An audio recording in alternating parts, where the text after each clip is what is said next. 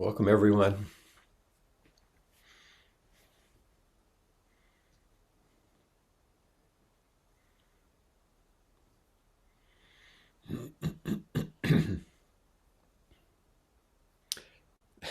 Reminds me of a concert where everyone's rushing the door.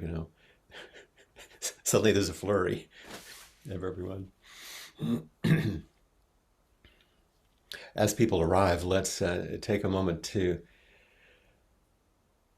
sit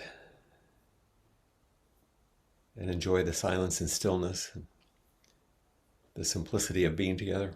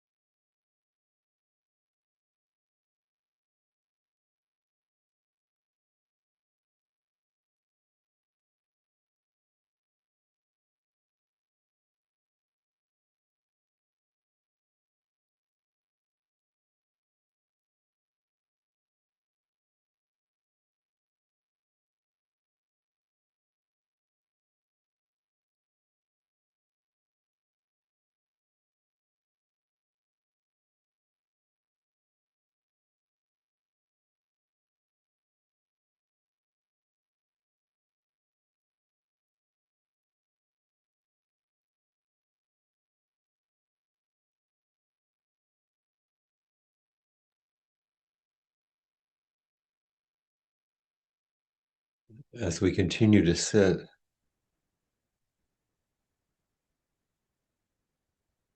if your eyes are closed, you might allow them to open just now and then, even if it's just for a brief blink, and just take in the faces in front of you, which on your screen are embedded in your room, in your life where you are. These people have arrived.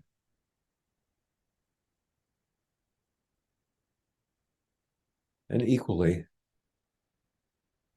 can allow your eyes to close and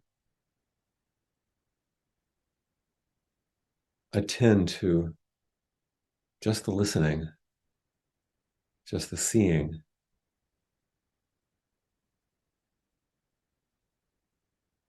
It's the feel of your own heartbeat.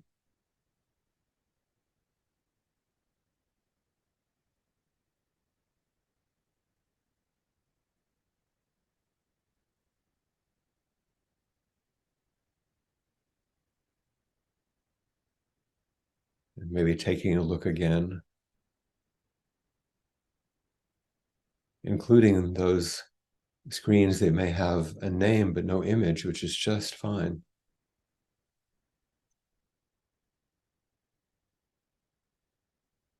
Knowing there are people close to us that we maybe can't see or don't see.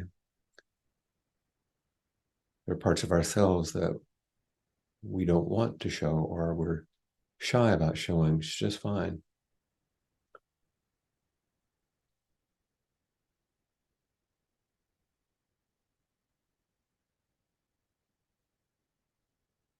Settling into the fullness of our being together.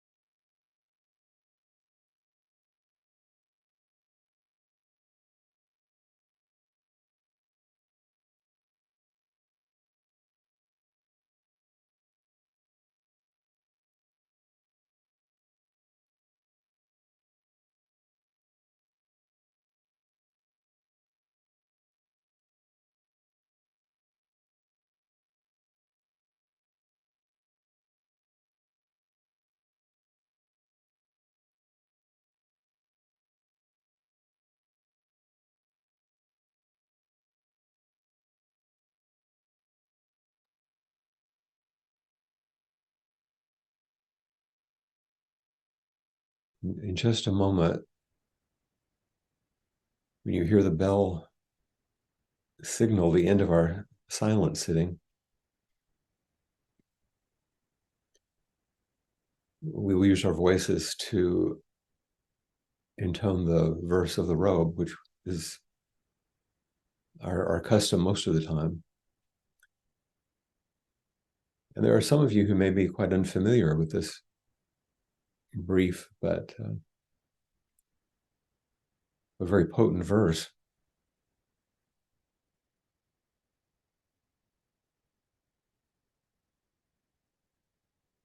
which suggests that this embedded quality of vast, inconceivable life is what our practice turns us toward.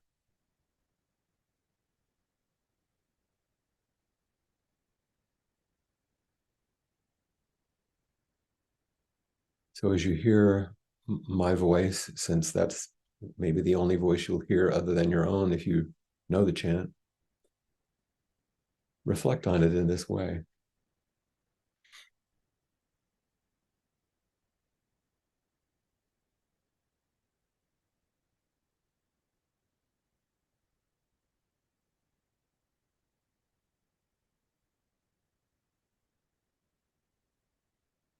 If the words are new to you, we'll repeat them 3 times, so let them move through you. and see what they call forward.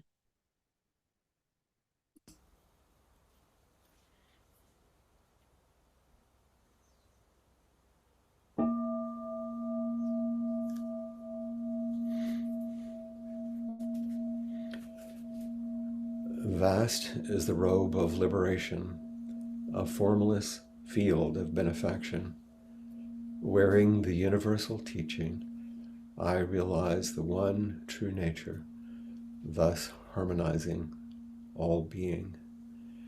Vast is the robe of liberation, a formless field of benefaction.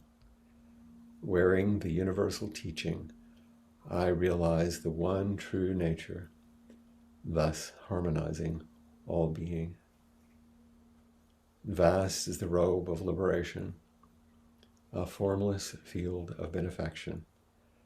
Wearing the universal teaching, I realize the one true nature, thus harmonizing all being.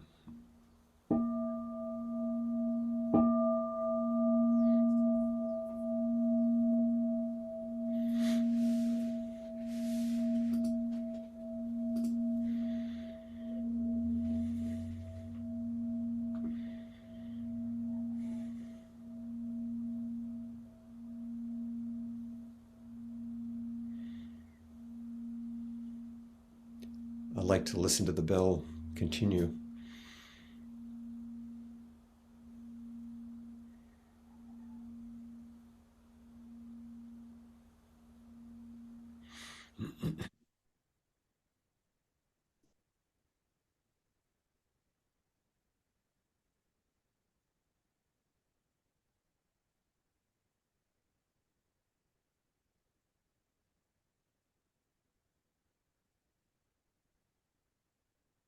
There have been such powerful events lately. The fires in Lahaina, various disasters around the world, holidays, political things that we've spoken about that really can't be ignored. And it's my way of inviting you to integrate what we practice into everyday life. Today, I want to follow Dogen's advice to take the backward step. Take the backward step that turns your light inward. So I'm going to do a bit of what I think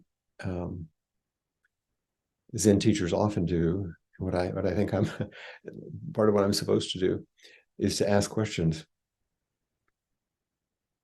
to encourage that turning one's light inward. A lot of open-ended, deeply important, and probably pretty challenging questions. And I don't want you to answer them, at least not right away. We'll have time for that. I want you to sit with the questions and just follow along with me. And then we'll meet the questions later. And a warning label. I'm going to repeat myself a lot because I need to look and to hear and to feel these things again and again. Part of my practice. So a couple of pointers. Pay attention to everything. These are ones you know. Inside and out, pay attention. Every reaction, every cherished belief that you hold, every personal preference that you notice.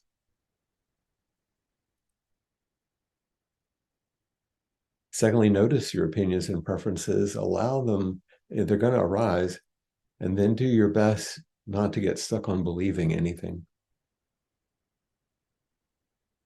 Just notice, oh, there's that.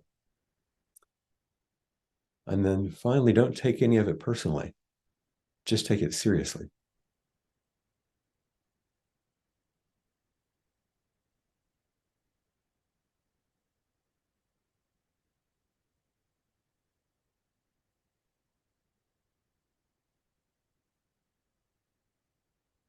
So what if I show up on a Tuesday like today, and I really don't have anything to offer?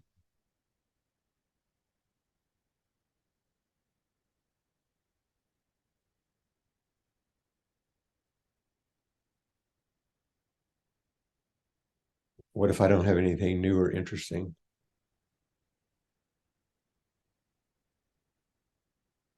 What if you can feel in yourself that you don't have much, but you've shown up?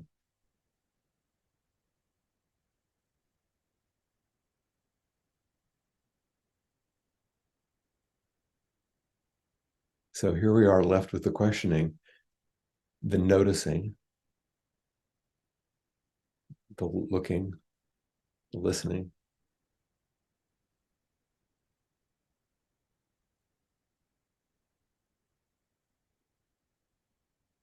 Can you tolerate this kind of space, this kind of not knowing, this not doing?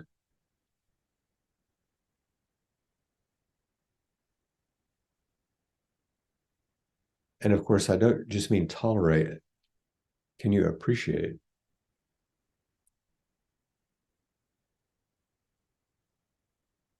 the spaciousness, the emptiness, the possibility, the groundlessness?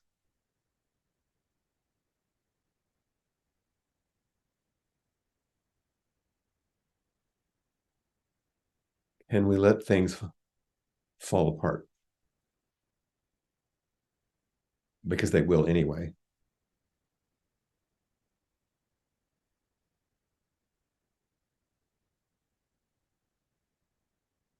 So be honest with yourself and with me. Didn't you expect something when you signed on to Zoom today? We all get into these habits. I do on this side. What were your expectations? I mean, the subtle ones, the ones normally outside of your awareness, but nonetheless, they end up being the ones that are running the show. What have you come to expect on these Tuesdays?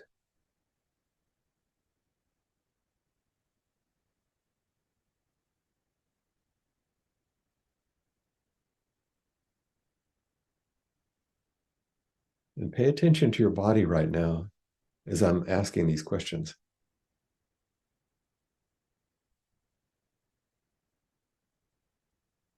You might also notice the state of your mind as it receives the questions. What's the quality of your heart?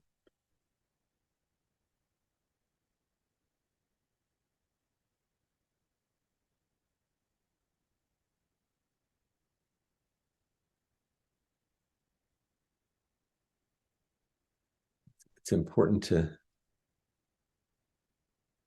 tell the truth, to know the truth, embrace and accept it.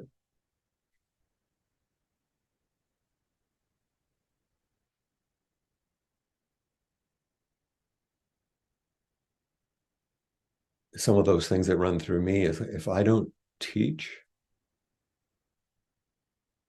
or inspire or, God forbid, perform or entertain, am I letting you down?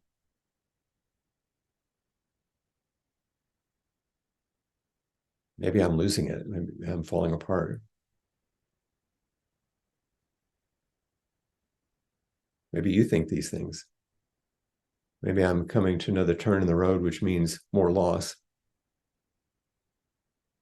the end of something that you've clung to.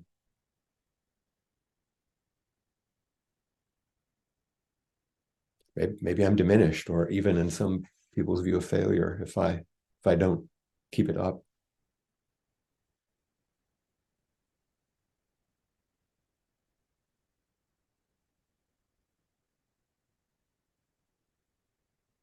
When I don't have an interesting idea, a fresh inspiration, a new opening, something really good to offer week after week, then what happens? What are we going to do?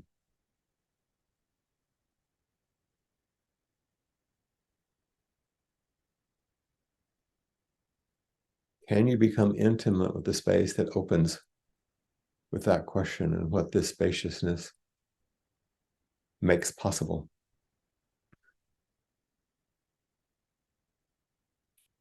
maybe what we're doing is closer to the aliveness of an infant exploring the world. You don't even have to call it practice,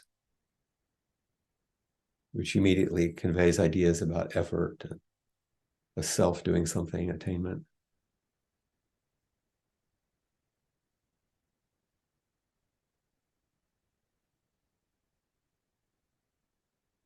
Can we just arrive with wholehearted attention, like with some concentration and focusing, which is totally organic for a child, not a chore. All you have to do is catch the eye of an infant close by in a restaurant, and they look, they peek over the chair. They're not trying to concentrate. It's natural. And then along with that is the wonderment and awe, which is expansive and open and limitless. Can that be present in the space?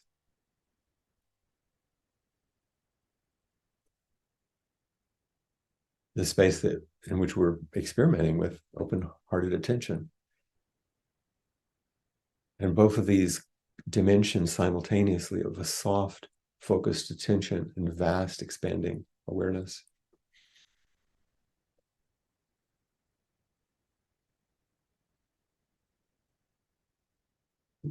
Very human animals we are, and there are times when you or I might simply be tired or overwhelmed or confused.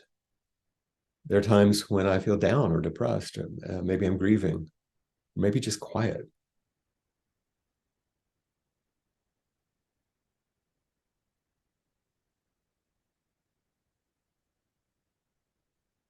I like when I said quiet and John smiled.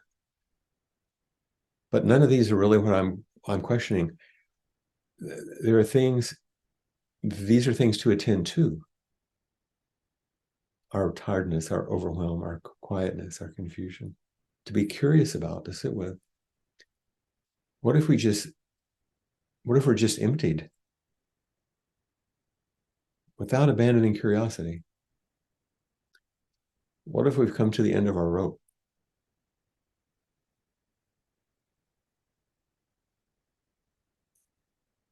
When all your stories have fallen away,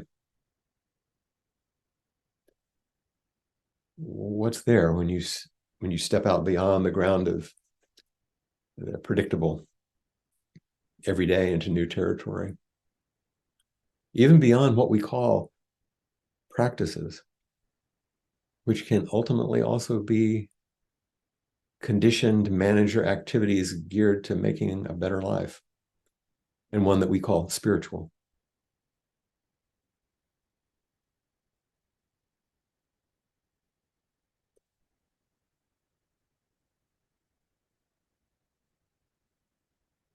This kind of space is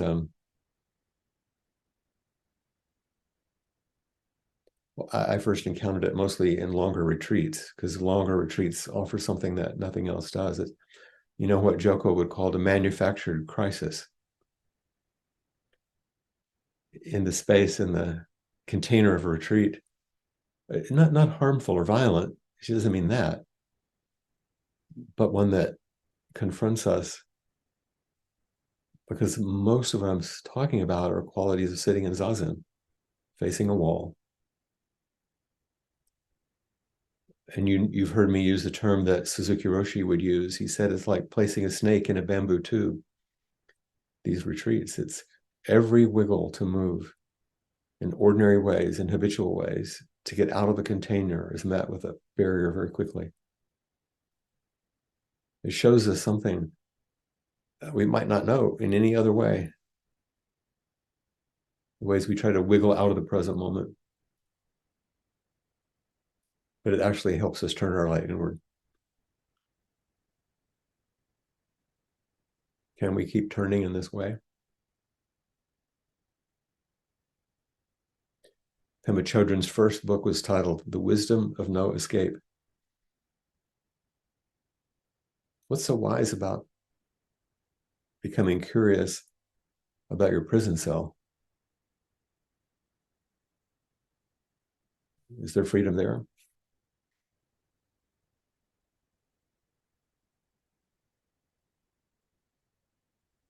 Can we soften these habits that help us feel more comfortable and at ease temporarily? But what happens when we gently set aside consolation as the goal of practice? And I don't mean abandoning kindness and compassion and steadfastness, but I mean real care.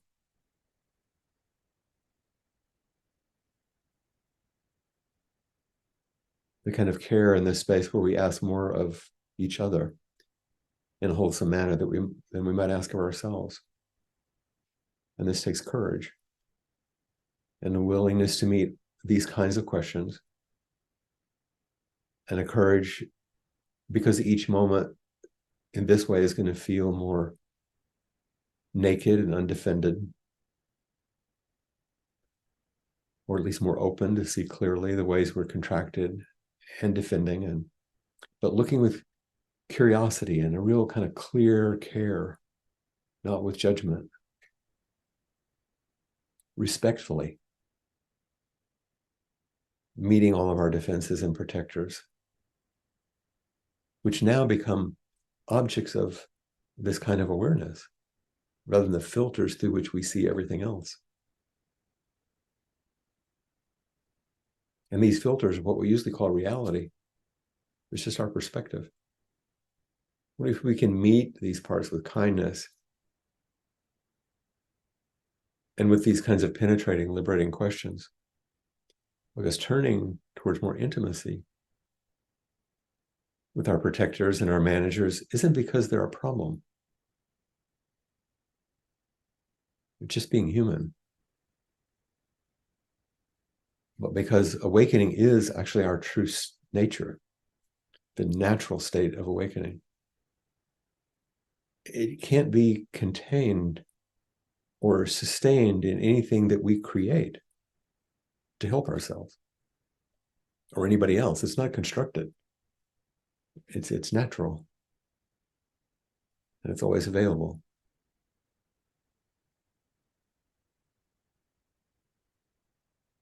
So as you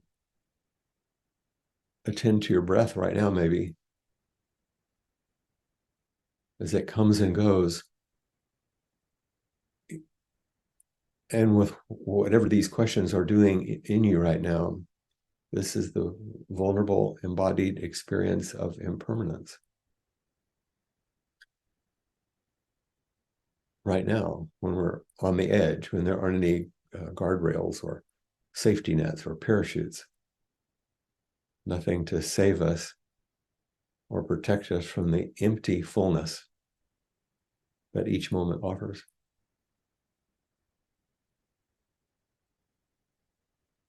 And we feel ourselves falling because the floor is beginning to collapse. Can we allow the falling rather than contracting back into the habits to save ourselves?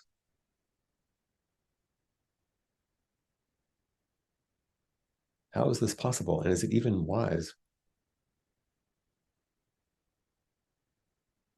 And what are you afraid of? What do you stand to lose?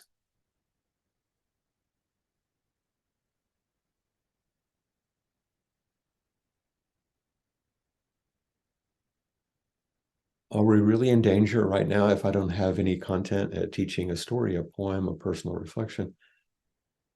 Nothing insightful or inspirational. Can this be a way to save me from just being myself, just as I am, just this? Maybe there isn't anything other than just the shared loving presence, which is a manifestation of the natural state. But I know sometimes as I do allow myself to move into that space, I can feel a creeping terror or a tilting, like I'm going to fall into disaster.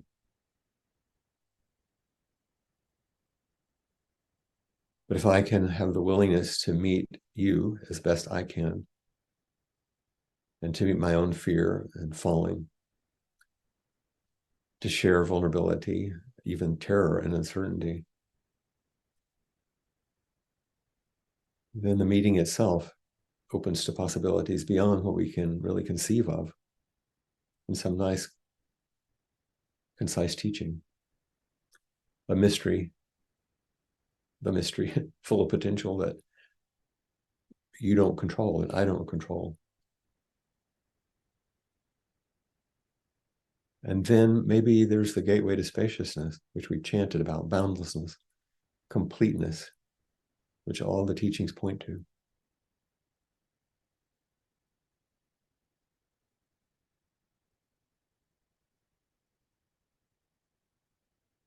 So sitting like this, in the questions themselves, is the immediate raw experience of the teachings directly. Not hearing about the teachings or sharing the old stories or reciting the Dharma. Those are all wonderful and necessary, and I will continue to do them. And they arrive quite beautifully right now.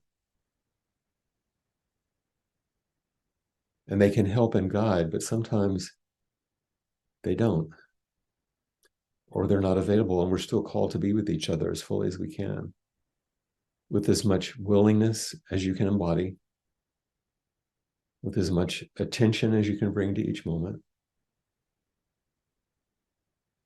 with as much open-heartedness as you can be, with as much kindness and gentleness and generosity that you're able to find, as patient as possible with yourself and with others.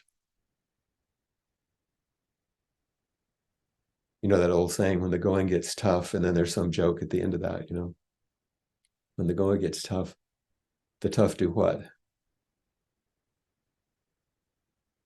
Remain still and attentive and open. The place where we would normally begin to construct ourselves. Instead, we began to see that it's like this, it's like flimsy,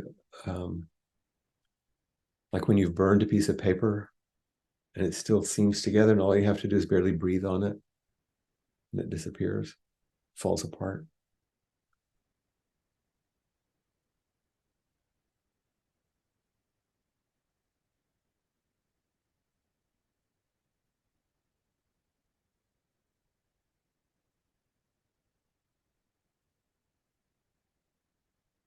And really being with the raw stuff of the moment doesn't even need identification or labeling. This is going to the end of everything you know. And what's beyond that horizon, that imaginary boundary, which you think is a destination, but you don't ever achieve, you don't ever arrive.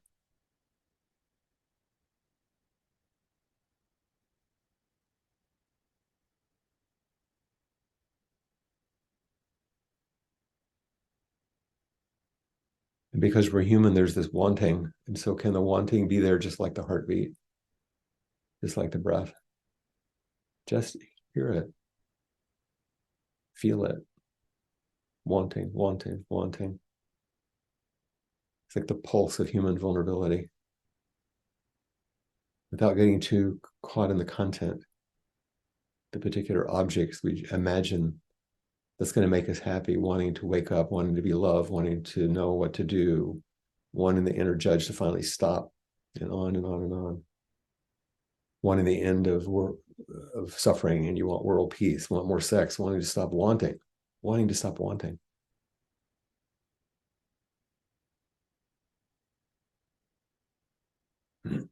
So I'll follow Darcy's lead and now ask, those are my questions. What are your questions?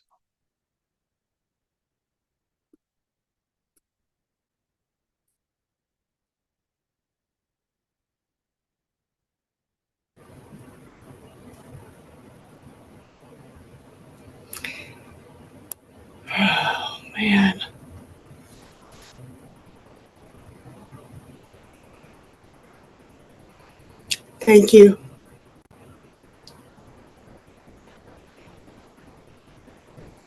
Thank you for showing me what it's like to enter the space that I'm describing, even though you didn't want to. That's right.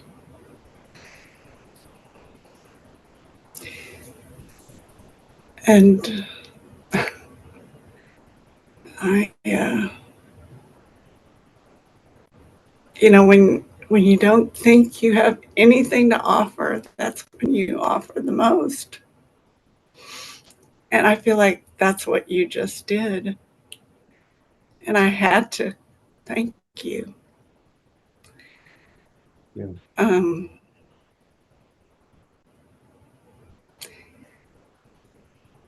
yeah, thank It's, you.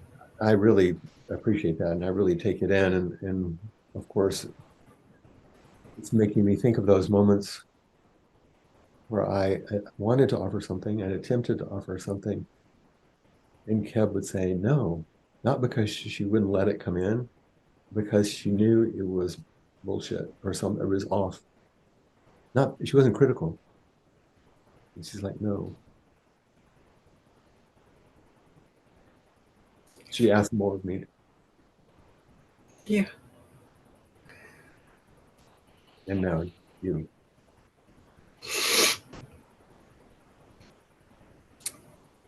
And I, of course, wish that she had taken it to heart and realized she did have something to offer, even when she didn't feel it, you Yeah. know? I think she, in And some ways, I just think that she could tolerate it. it's a lot to tolerate. Yeah, it is. Thanks for being with me in it.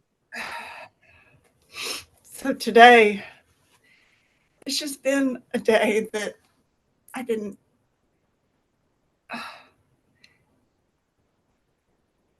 It's just such, I just feel it so deeply. It's a deep, deep, deep sadness. And sometimes it doesn't lift, you know? And at those times, I feel like I don't have anything, to offer. Yeah. And I went about my day and, oh, I didn't do this. I went to my Qigong and I mean, I was bawling in my car right before I got there. And I got there and I saw the faces of people. It just made me fall in love with them, each one. And I didn't realize it until you started speaking that, you know, That's why I asked you to look at the faces in the beginning. what I had to offer. Yeah. So I just wanted to thank you for your presence today.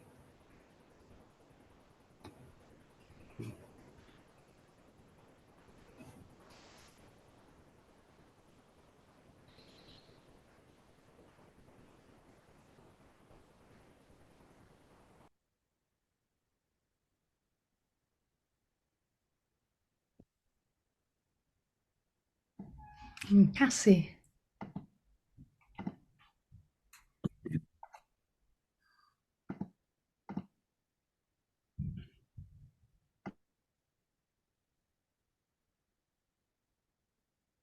There are a few times when I feel like I get to offer back to you. And when those opportunities arise, just so much energy and so much love comes forward. I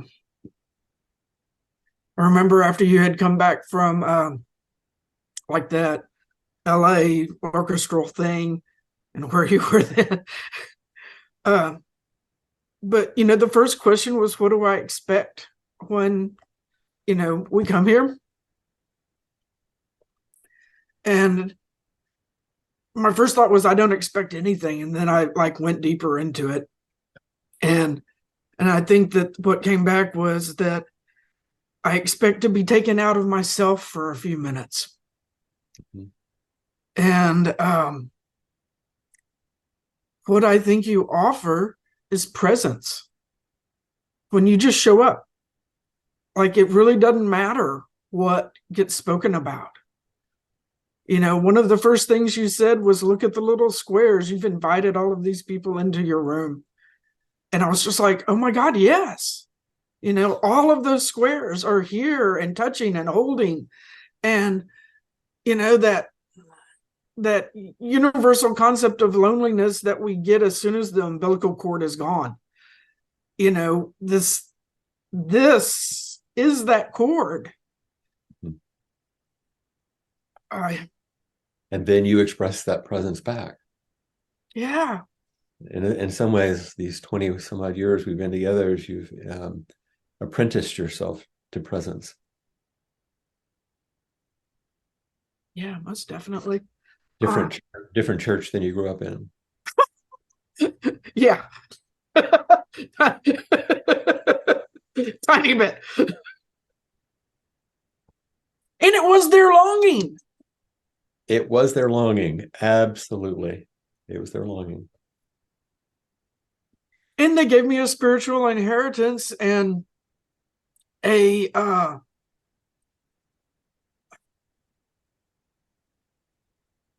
and the knowledge that there was something there to touch. Right. You're just waiting for a vehicle for it. Yeah. Turns out it's this presence. So I've forgotten all the other things I wanted to say. I had like a little list of them. So Look, just look. oh, I can't gallery view because we're here. That's okay. Yeah, just look. That's everything.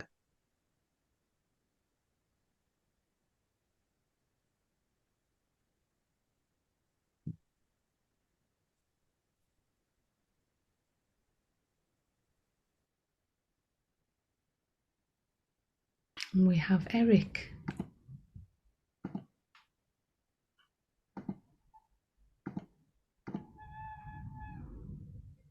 He's back. I'm back. Hello again. Yes, that was powerful, and I'm reminded of last week with I don't know what word Emily Dickinson used, but the absence of the witch does not diminish, validate the spell. The Emily Dickinson poem. Yeah, The witch does not validate the spell. the absence of the witch does not invalidate the spell. I remember I think it was actually the very first time we met. I'd been working with Peg Syverson for quite some time before we crossed paths, and that was the first thing you said to me is, "Oh, haven't crossed paths yet."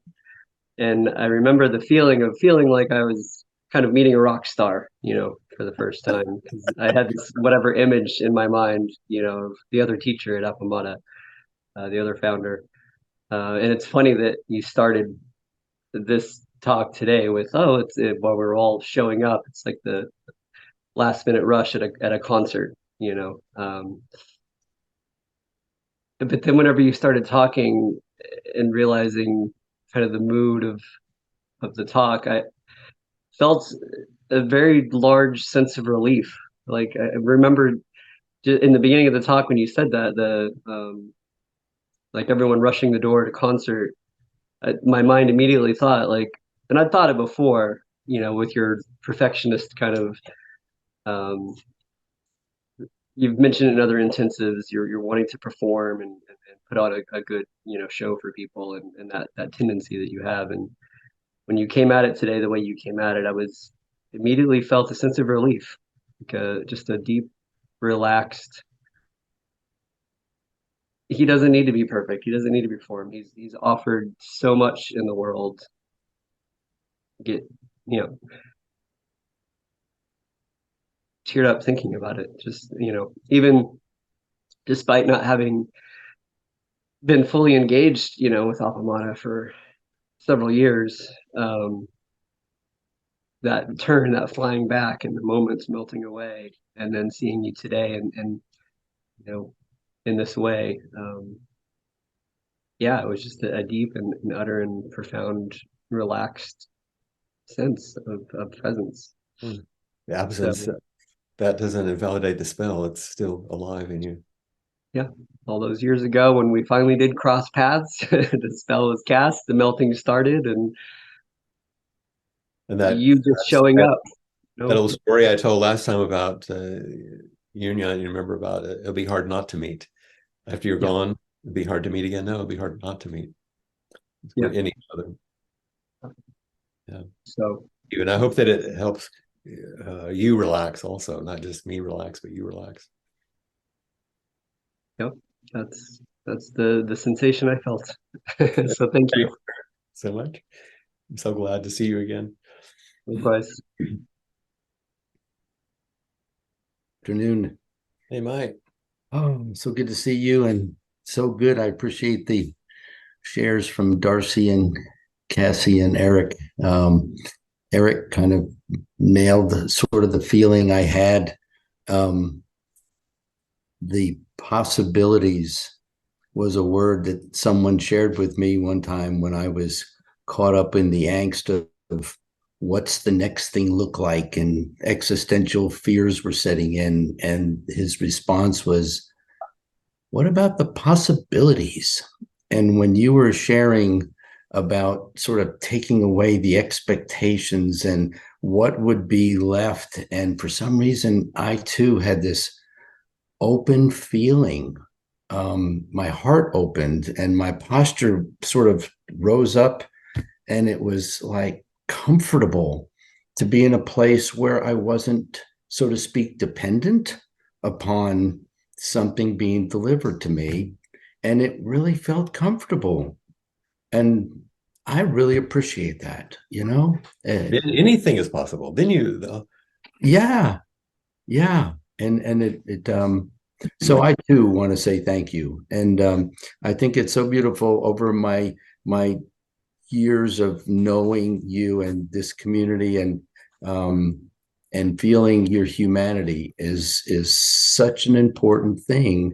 One of my lessons in life was not to put people on a pedestal, because it can be a disservice to them and a dependency on my part, and then I'm attached.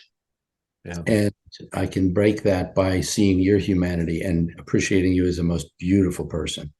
And so thank you. right back at you there.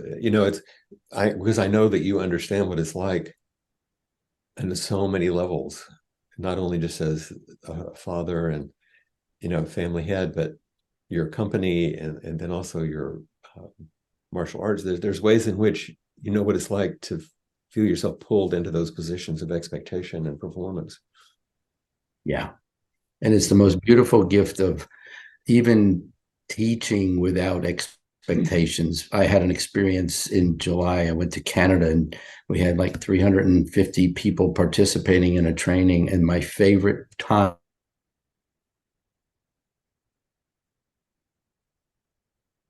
teach children, and the openness and the receptiveness on their part. And, it was just wonderment.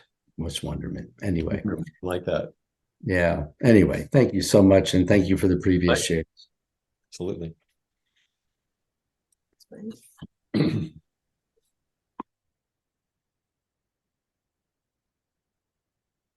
Like Nelda.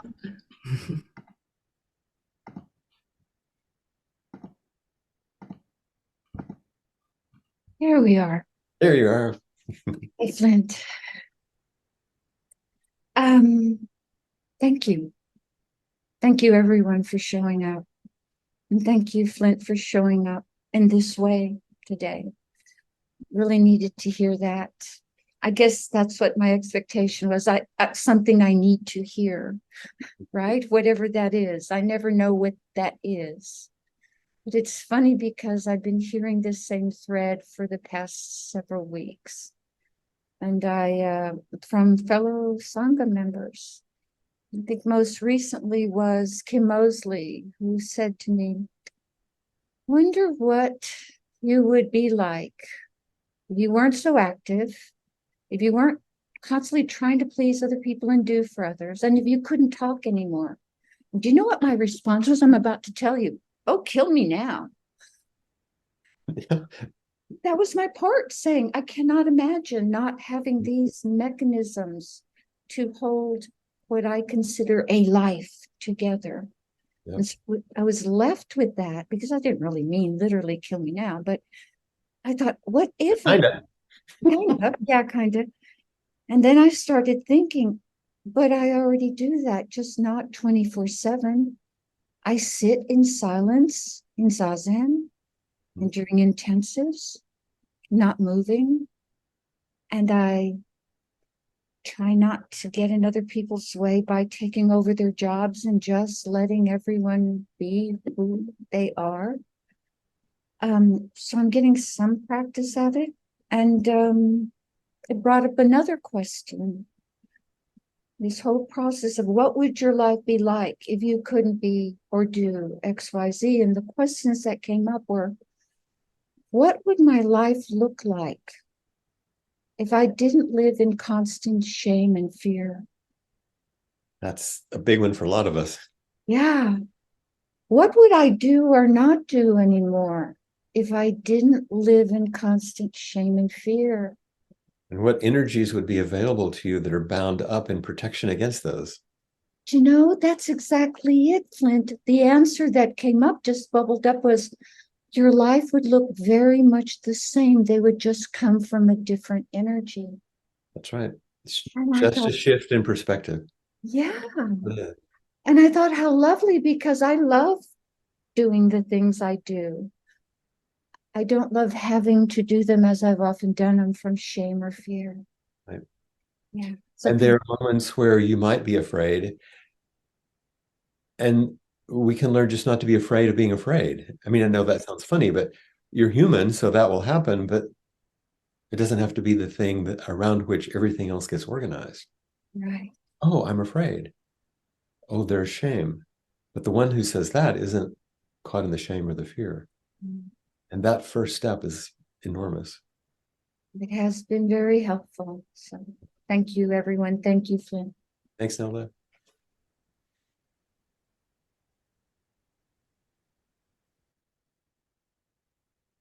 Rosemary.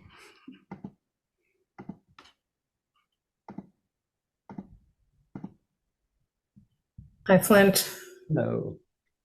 So, in your speaking today about coming forward, maybe without a teaching, I have been asked to do a way-seeking mind talk later in October, and it's really a challenge for me to, as I haven't started writing or anything, but just it's there in I'm saying it in my mind, and telling, And kind of pause a second.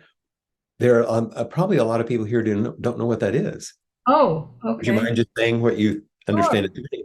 sure. What I understand it to be is, so on Sundays, occasionally someone in the Sangha, instead of having a Dharma talk from a teacher, will tell the story of how they came to Zen Buddhism, basically.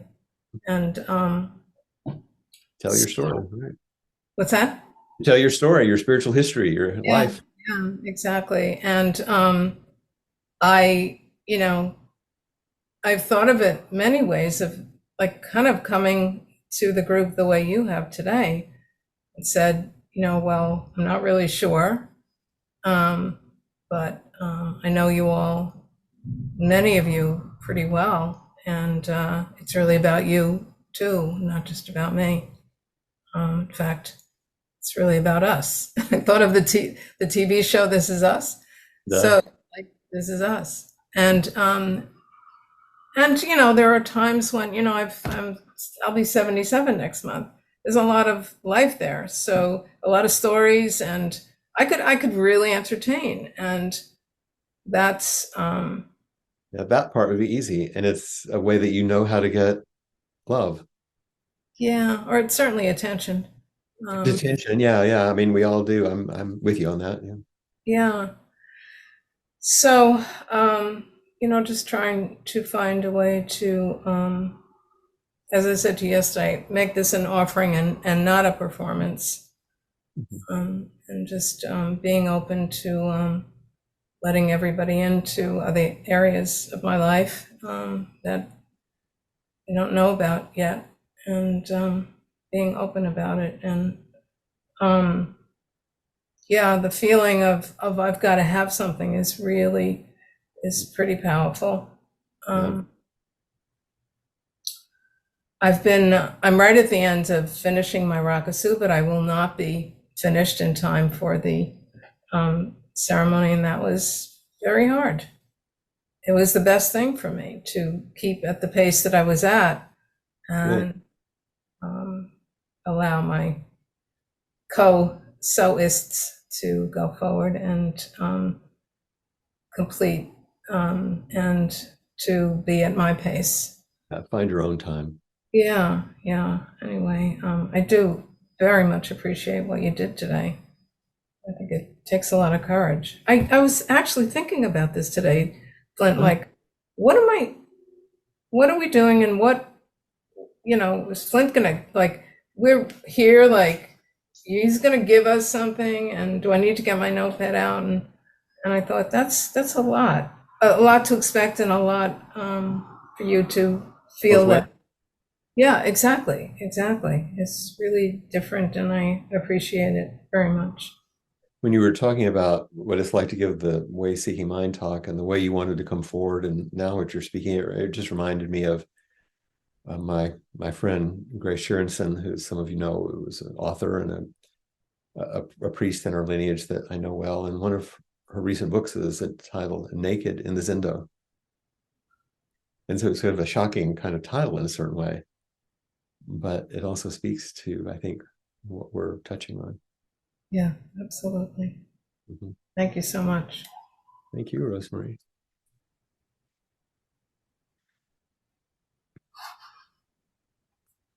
We're coming to the end of our time for today. And of course, the 4 practice principles, which we'll now chant together, reminds us of the direction that we're guided if we give ourselves the space and don't work on just habit patterns. Like, what is each moment going to offer us? So let's say together, caught in the self-centered dream, only suffering, hoping to self-centered thoughts, exactly the dream. Each moment, life as it is, the only teacher, being just this moment, compassion's way. Caught in the self-centered dream, only suffering, holding to self-centered thoughts, exactly the dream. Each moment, life as it is, the only teacher, being just this moment, compassion's way. Caught in the self-centered dream, only suffering, holding to self-centered thoughts, exactly the dream. Each moment, life as it is, the only teacher, being just this moment, compassion's way.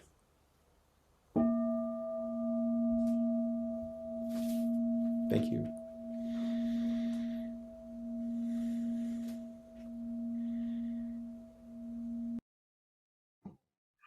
Thank you so much, Flint. Thank you for showing up and sitting amongst us all again and with such an open heart. I could really feel vulnerability and openness, and it's sitting in me. So thank you so much for that. And if you'd like to offer dana to Flint, then please do go to appamada.org/contribute, and there you'll find lots of opportunities to offer your support for all the events that happen at Appamada and the teachers. Thank you all so much for being here. And if you'd like to continue to be amongst, then please do pop yourself into gallery view and I'll join you for a further 30 minutes. Thank you all so much. Thank you. Thank you again, Flint. Thank you. Bye-bye, everybody. Apart from yous that are staying.